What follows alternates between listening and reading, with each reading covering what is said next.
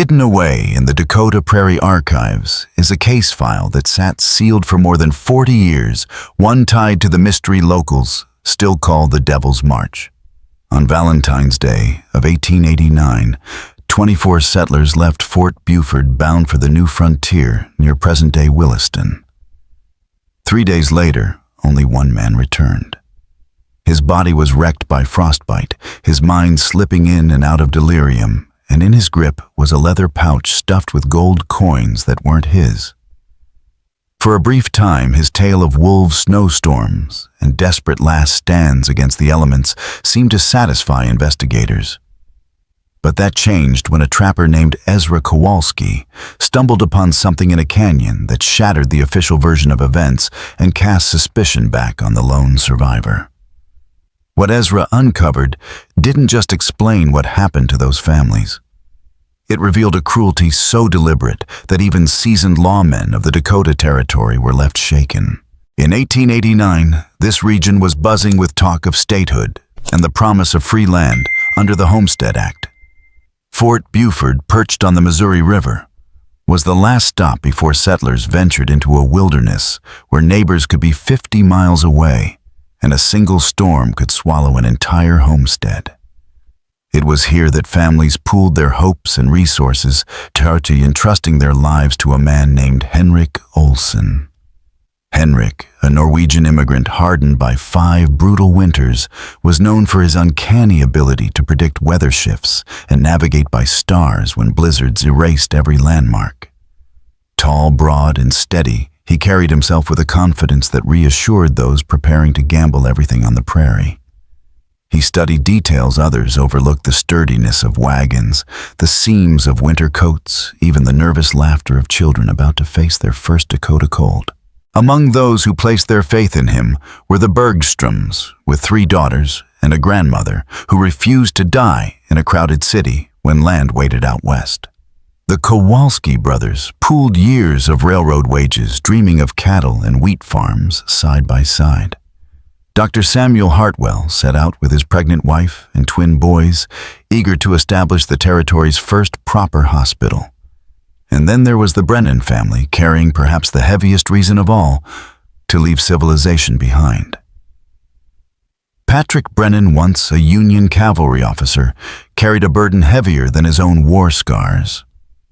His eldest son, Michael, still shook from the night terrors and trembling hands that doctors politely called soldier's heart, a lasting wound from his clashes with the Lakota. Patrick believed the wide silence of the prairie might bring his boy peace. His wife, Catherine, packed every trunk and crate with the quiet efficiency of someone who had restarted life too many times to count, always holding on to the hope that the next horizon would finally bring stability. Henrik Olsen studied the Brennans and the other families, the way a merchant inspects wares, measuring their strength, their fears, and above all, their trust. He charged each household $50 payable upon safe arrival, a fair sum for a man with his reputation. What none of them realized was that Henrik's scouting the previous fall had little to do with homestead roots. He had already marked places where the land itself could swallow secrets. On the morning of February 14th, the air sat just below freezing, strangely mild for a Dakota winter. Henrik assured his clients the weather was on their side. Before dawn, 6 families gathered their wagons, their livestock restless in the cold, their children bundled tight. They carried seed tools, medicines, and the few keepsakes they couldn't leave behind. Henrik loaded his gear with practiced ease: lantern oil ropes, tarps, and the usual tools a guide might carry.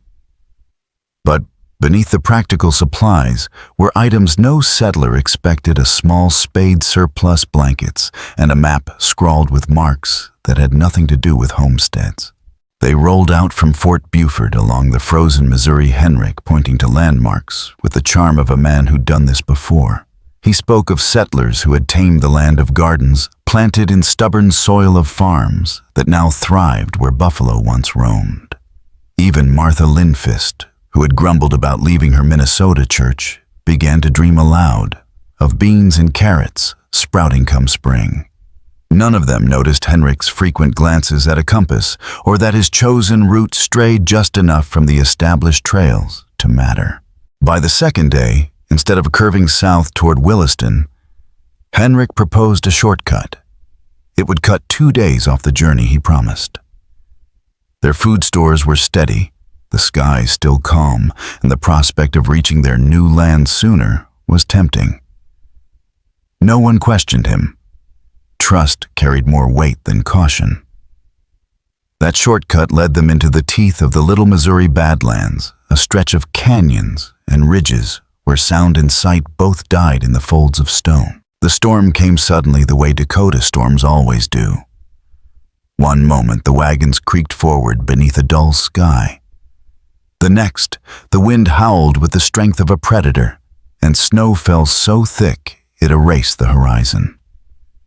Temperatures plunged to 20 below, and in minutes, frost clawed its skin and breath. Henrik ordered the wagons into a protective circle, the standard defense against the prairie's wrath. But instead of leading them into shelter, he urged them deeper into a box canyon. Dr. Hartwell, who would later whisper his doubts in testimony, the public never saw, recalled the growing dread as they followed Olsen's command. The canyon's steep walls turned the blizzard into a funnel driving snow and wind straight onto the shivering families. When Thomas Bergstrom begged to retreat back to higher ground, Henrik refused, his voice carrying finality over the roar of the storm. Moving now, he insisted, would mean certain death. Henrik's calm voice cut through the roar of the blizzard, promising that the storm would pass by morning, that all they had to do was keep the children warm. But morning came and went, then another night, then another, and still the snow howled through the canyon. For 48 hours, the families clung to life in wagons that did little more than trap the cold. Carefully rationed food dwindled, fires burned low, and despite every desperate effort, frostbite crept into fingers and toes. By the third day, exhaustion had hollowed faces and hunger gnawed at the group's spirit. It was then that Michael Brennan, already haunted by his war traumas, began to notice things the others were too weary to see. Their guide seemed almost untouched by the storm's cruelty. While parents broke apart wagons for firewood, Henrik always had dry fuel ready. While children cried for scraps, he pulled food from a supply that never seemed to shrink. And when he left the circle of wagons to relieve himself, he moved with a familiarity that unsettled Michael. He wasn't searching blindly through snowdrifts. He knew where he was going. Michael whispered to his father, his voice trembling from both cold and suspicion. But Patrick, too worn down to argue, brushed it off as another symptom of his son's fragile state. Yet as the hours dragged on, Patrick began to notice the same unsettling details. Henrik's confidence never faltered, his resources never thinned, and most troubling of all, his reaction to Thomas Bergstrom's suggestion of sending a scouting party cracked the mask he wore so well. His reply was firm, almost threatening. No one leaves the group. Separation means death, he said, and he delivered the line with a finality that silenced the families. When Dr. Hartwell, driven by duty to his pregnant wife, and patience, volunteered to lead the search, Henrik dismissed him sharply. "You're needed here," he said. "I'm the only one who knows this land well enough to keep us alive." The words carried weight, but for those paying attention, they exposed a lie. Henrik had promised his route would avoid the Badlands entirely. Now he was claiming to know them better than anyone. On the fourth morning, when the storm had eased, but the families were weak with hunger, Henrik gathered them together with an announcement that would brand itself into memory. He claimed to have spotted smoke in the distance, maybe other travelers, maybe a trapper's cabin. He would go alone, he said, and return within 6 hours. Keep the fires burning. Stay with the wagons. If I'm not back by sunset, send 3 smoke signals and I'll find you." With that, he mounted his horse, carrying only a rifle and a light pack. What he didn't tell them was that his destination wasn't a cabin at all, but a cache of supplies he had hidden months earlier, waiting for the perfect storm to cover his betrayal. By the time the sun dropped below the horizon, the families were burning wagon wheels just to keep the youngest alive. They would never see Henrik Olsen again. By the dawn of the 5th day, the camp had become a place of hushed arguments and hollow eyes. The storm had broken, but the snow still lay so deep it swallowed men to their waists. Every choice now meant death one way or another. Wait for a guide who would never return, or abandon the wagons and stumble into a white wasteland with children and elders in tow. It was Martha Lindfist, the 72-year-old matriarch who had already buried 2 husbands and 3 children, who finally voiced what the others had been too afraid to say. "He's not coming back." Her words hung in the frozen air like a verdict. She did not finish the thought, but the silence that followed said it all. They agreed reluctantly to give Henrik Olsen one more day. That day sealed their fate. When Olsen staggered through the gates of Fort Buford on February 19th, he was nearly unrecognizable. Frostbitten, half-mad, and reeking of smoke and blood, he collapsed into the arms of the post commander and gasped out words that carried across the parade ground and spread like wildfire down the Missouri. "They're all gone. The wolves. Dear God, the wolves." Once recovered enough to speak in full sentences, Olsen told a story that transformed him from suspect to tragic hero. He described a storm so fierce it made seasoned frontiersmen weep a gale that broke families' spirits as surely as it froze their limbs. He spoke of parents sacrificing blankets for children, of men braving the storm to haul firewood, of mothers clutching babies until they stiffened in their arms. But the true horror, he claimed, came not from the blizzard, but from a wolf pack driven starving from its hunting grounds. With tears cutting trails down his frost-cracked cheeks, Olsen described the wolves descending upon the circle of wagons, their howls mingling with the screams of children. He said he tried to fight them off his hands, bore wounds to prove it, but there were too many. He recounted in harrowing detail how Dr. Hartwell stayed behind to tend the wounded, even as the beasts closed in. He told of Thomas Bergstrom wielding a shattered wagon wheel like a shield in one final stand to protect his daughters. Olsen painted himself as the helpless witness to a massacre, the lone survivor burdened with memory and guilt. And when he presented the leather pouch of gold, the pooled savings of 6 families, he sealed the illusion. He said he had recovered it from their bodies, sworn to deliver the money east to surviving relatives. "It was all I could do for them," he insisted, choking back sobs. To men who had seen the prairie's merciless hand before, nothing about his account seemed impossible. Wolves could strip flesh from bone in a night. Blizzards could wipe out a camp before supper. Marshal James McReynolds, a veteran hardened by both Indian wars and Dakota winters, found Olsen's testimony chilling but entirely credible. The pouch of money, the frostbite scars, even the haunted look in his eyes, all of it fit. Within days, the authorities mounted a recovery expedition. But the thaw had already begun. Horses bogged down in drifts and slush trails vanished beneath ice, and the men were forced to turn back after a week with little more than fragments to show for their effort. Scraps of cloth, broken wagon parts, and strange patches of disturbed snow that might have been battlefields or nothing at all. No bodies were ever found. McReynolds, in his official report, dismissed the absence of remains with the simple pragmatism of frontier life. Wolves, he explained, leave nothing but bones, and snow melt takes care of the rest. For a time, Henrik Olsen was celebrated as both victim and survivor. Wolves left little behind, the authorities reasoned, and the late winter thaw erased what scraps the predators might have missed. Official reports cleared Henrik of all suspicion, and the man was even praised for his courage. He told neighbors he would use the pooled savings of the dead to build a homestead in their honor, a living memorial of prosperity born from their sacrifice.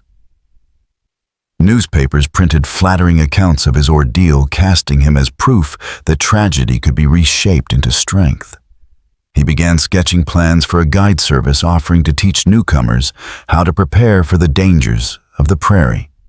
6 weeks after stumbling into Fort Buford, half dead, Olsen had remade himself into a frontier model citizen. Then came Ezra Kowalski. Unlike townsfolk who relied on rumor and faith, Kowalski knew the land intimately. A trapper hardened by 3 years along the Little Missouri, he could read weather game and terrain as easily as others read a newspaper. He had been in the region during the storm Henrik described, and his memory of the skies did not match Olsen's harrowing account. While checking his trap lines in a remote canyon some 40 miles from the site Olsen claimed as the scene of the massacre, Kowalski found something that turned whispers of doubt into a roar. Beneath a rock ledge shielded from wind and snow was a camp. Not the desperate lean-to of a party caught by surprise, but a well-prepared refuge. Firewood cut split and stacked with precision. Canvas stretched for shelter designed for more than a night's use. Food supplies far too generous to be written off as emergency stores. This was no accident of survival. It was a cache hidden and waiting. And then came the items that stripped away any thought of coincidence. A child's mitten stitched with the initials AB. A slender hairpin, the kind favored by Swedish women, like Elella Nina Bergström. A pocket watch etched with the initials TB, Thomas Bergström's mark. These were not things left behind by chance. They were proof that families had been here in this very place, not lost to wolves on an open trail, but corralled into a secret refuge. When Kowalski presented these findings to Marshal McReynolds, the implications were chilling. If true, Henrik Olsen's story was not a tale of sacrifice, but a carefully constructed lie to cover something darker. The marshal, accompanied by Judge William Hartfield and several deputies, rode out to the canyon to verify the discovery. What they found only deepened the unease. The sheer amount of firewood represented days, not hours of preparation. No party could have built such a camp while trapped in a storm. And the location itself, 40 miles from where Henrik swore the tragedy occurred, suggested intent, not accident.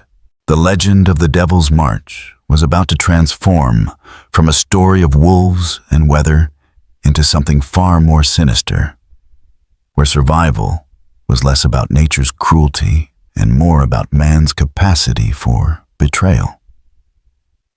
Henrik's original tale had described a desperate retreat into a box canyon, a poor choice for shelter that no seasoned guide would have made, unless he had a hidden agenda. The contrast with the hidden camp was damning.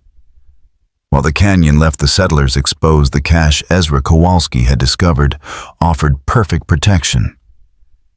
Judge William Hartfield, determined to bring Eastern standards of law and evidence to the Dakota frontier, ordered a full-scale search. What his team uncovered turned suspicion into near certainty. Deputies traced a narrow trail linking the supposed tragedy site to the hidden camp. In places where the snow had hardened, they found boot prints, large, heavy impressions, consistent with the kind of boots Henrik Olsen always wore. There weren't just 1 or 2 tracks, but at least half a dozen trips back and forth, suggesting he had moved deliberately between the 2 sites during the very days he claimed to be fighting wolves and digging survivors out of snowdrifts. At the wolf attack site itself, investigators found nothing to support Henrik's version of events. The scattered wagon parts bore marks of methodical dismantling, not the desperate breakage of settlers clawing for firewood. Personal belongings weren't strewn randomly in panic. They were placed as if someone had searched them carefully, pocketing valuables and discarding the rest. The facade of chaos was, in truth, a stage set. The strongest evidence lay hidden under rocks near the wagon's jewelry documents and money that Henrik had never mentioned. Among them was Rebecca Hartwell's silver locket, appraised at $50, a sum impossible to overlook. The Kowalski brothers' belt, stuffed with over $300 in railroad wages. Thomas Bergstrom's pouch of inherited gold coins, all omitted from Henrik's account, all proof that the families had carried far greater wealth than the pouch he theatrically handed to the marshal. It became clear that Olsen had systematically stripped his clients of their assets before they perished. But robbery alone did not prove murder. To confirm premeditation, Marshal McReynolds turned to Dr. Charles Whitman, the physician who had examined Henrik at Fort Buford.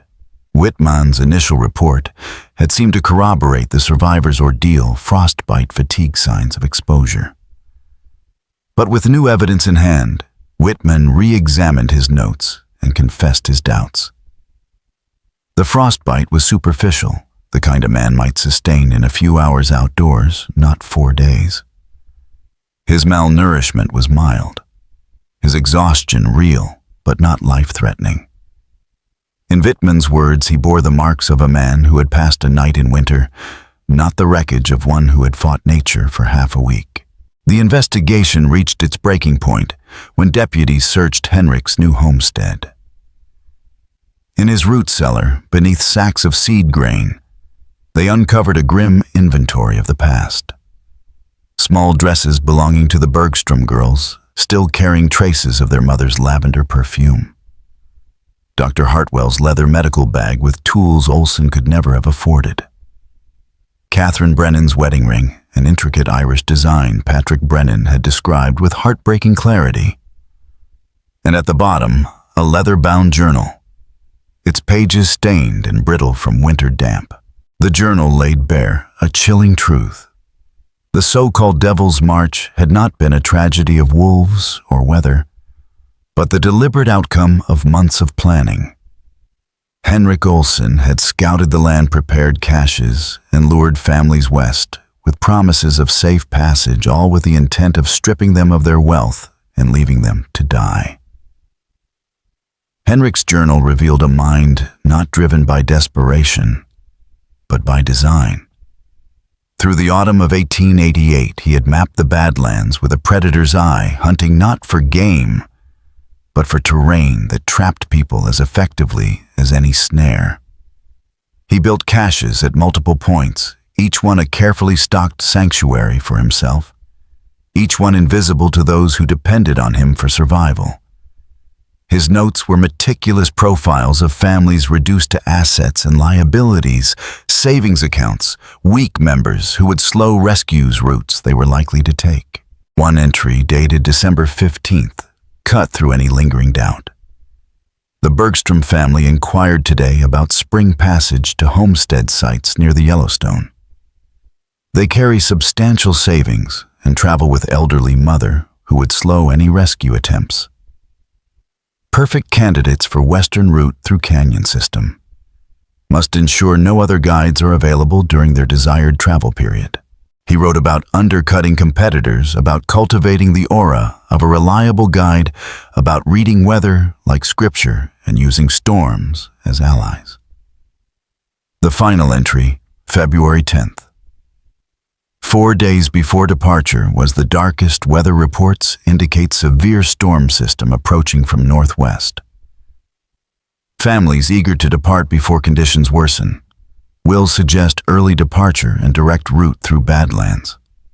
With proper preparation, should be able to eliminate all witnesses while maintaining appearance of natural disaster. Must remember to return reasonable portion of victim's money to avoid suspicion. The journal paired with stolen property found in his cellar seemed like enough to bury him. But frontier law was a fragile thing. No bodies meant no murder, at least not in terms a jury could convict on. When confronted, Henrik shifted instantly from tragic hero to persecuted victim. The journal forged, he insisted, planted by Ezra Kowalski, jealous of his prosperity and eager to cash in on the posted reward. The hidden supplies. Not tools of murder, but preparation for a spring expedition to properly bury his fallen charges. The jewelry, the heirlooms, the watches and rings, safe kept until he could contact families back east. His words, polished and measured, offered just enough plausibility to stall justice. Judge Hartfield, trained in Eastern courts, found himself shackled by the limits of the law, convinced of guilt, yet unable to close the circle with the certainty a conviction demanded. Then came Michael Brennan. Dismissed as unstable, his nerves wrecked by war, Michael had noticed details during the ordeal that others overlooked. Henrik's unerring path through the canyon, his bottomless stores of wood and food. When the authorities faltered, Michael became their shadow investigator. Retracing the doomed trail from Fort Buford, he pressed farmers, trappers, and anyone who might have seen the party or its guide. His obsession, born of trauma, became the key. Weeks later, it was Michael who delivered the testimony that changed everything. Not his own, but that of Sarah Kowalski, Ezra's wife. On February 16th, the very day Henrik claimed to be battling wolves in the canyon, Sarah had been out checking trap lines. From a ridge, she saw a man below in the snow, moving deliberately through an abandoned camp. He wasn't fighting for his life. He was methodically collecting goods, strapping them to a travois, and taking the time to brush away tracks as he went. Her account placed Henrik Olsen not among the dying, but scavenging like a vulture over their remains. It was the link the authorities had needed, the proof that his survival was not misfortune turned miraculous, but betrayal wrapped in premeditation. Sarah Kowalski's testimony cut through the courtroom like a blade. She told the jury how she had seen a lone man in the canyon, not frantic, not desperate, but careful, too careful. He moved like someone who had all the time in the world, she said. Her description of the horse, the clothing, even the way the man handled his travois, matched Henrik Olsen exactly. And with that, the timeline collapsed. He could not have been battling wolves, intending to dying families, if he was at the hidden camp looting their belongings. For the first time, there was evidence not just of suspicion, but of deliberate deceit. Even so, jurors might still have wavered until deputies uncovered the shallow grave. Disturbed by scavengers, the pit revealed the skeletal remains of children. Not torn by wolves, not crushed in a blizzard, but thin-waisted and still wearing the clothes they had traveled in. Dr. Charles Whitman's examination stripped away the last shred of doubt. These children had lived on for days, their lives extended just enough by scraps of food and the barest warmth. They had not been saved. They had been kept alive deliberately until they no longer served Henrik's purposes. Insurance, he theorized, in case searchers came sooner than expected. To the jurors, it was no longer robbery. It was murder by design. When the trial opened in May of 1889, the courthouse at Bismarck overflowed with bodies and anticipation. Reporters from Chicago, St. Louis, even New York, squeezed into the press benches, eager to send home lurid dispatches about the Prairie Wolf murder trial. Local settlers packed the galleries, traveling days just to see the man who had turned the promise of the frontier into horror. Henrik arrived each morning polished and calm, his appearance a stark contrast to the monstrous portrait being painted of him. His posture and tone suggested controlled dignity, even charmed the same qualities that had convinced 6 families to follow him into the Badlands. But prosecutor James Mitchell wasted no time in tearing that mask away. "We will prove," he declared in his opening statement, "that the defendant did not survive a tragedy. He created one. Piece by piece, he built a case that revealed Henrik not as a victim of chance, but as a man who had orchestrated every step. Witnesses described his reputation for reliability, only to have that trust dismantled by the journal that cataloged his crimes before they happened. Deputies testified about the hidden caches and stolen items. And then came the testimony that no one in the room could forget. Dr. Whitman explained in clinical, unflinching terms how the children had died, not all at once, but slowly, as frost and hunger consumed them day by day. He described their small hands stiffened by frostbite, their bodies wasted by starvation, their survival drawn out beyond Henrik's tale of wolves and chaos. Jurors shifted uncomfortably. One woman in the gallery sobbed aloud. Whitman's final words carried the weight of a hammer blow. These children survived for at least a week after the supposed wolf attack. They died slowly of cold and hunger, while someone nearby possessed ample supplies to save them. And finally, Sarah Kowalski delivered the link between lies and truth. She placed Henrik exactly where the prosecution needed him to be, at the hidden camp, alive and well, while his charges perished within reach of the supplies that could have saved them.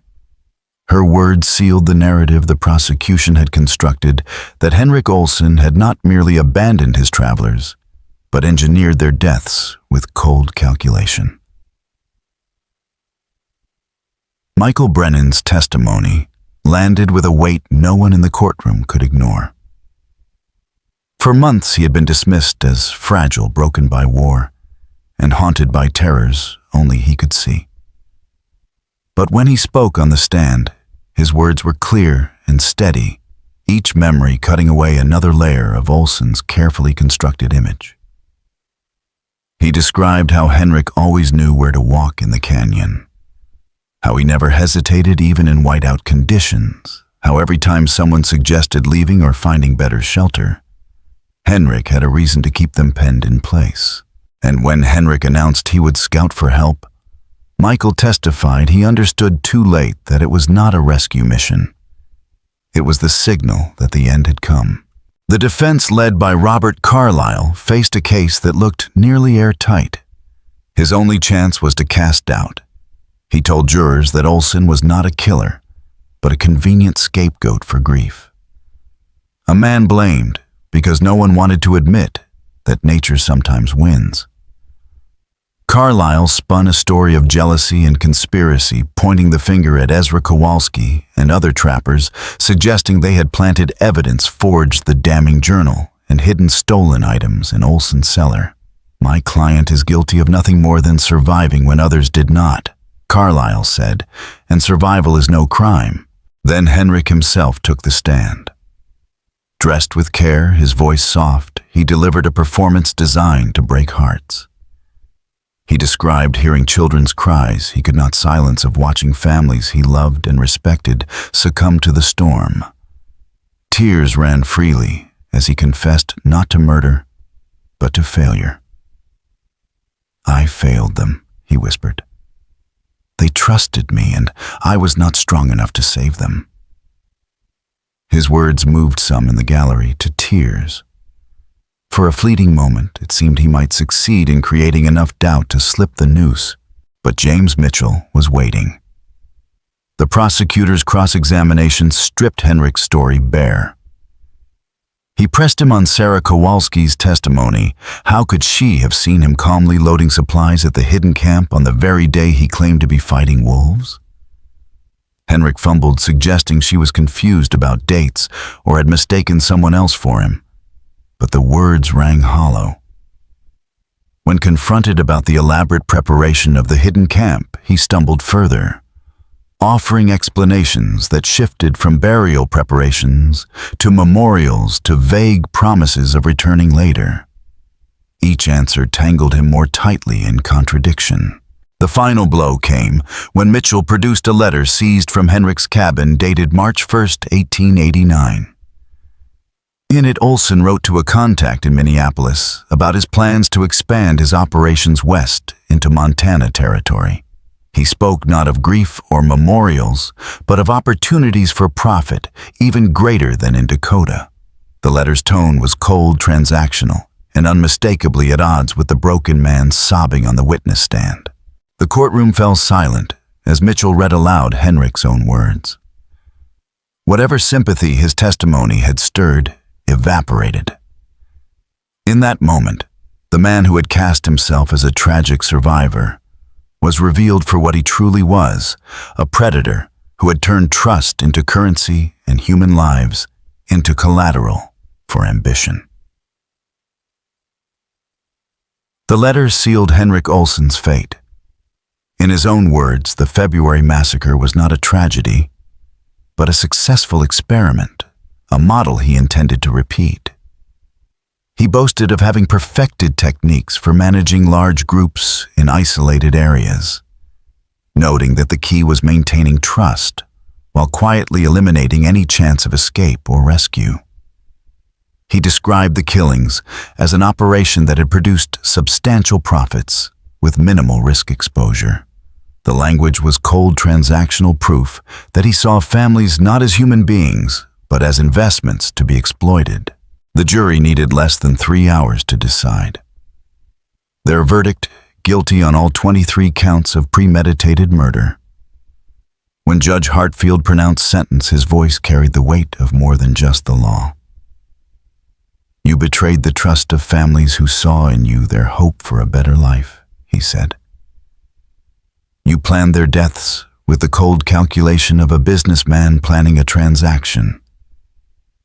You watched children die while you remained comfortable and well-fed, counting their parents' money.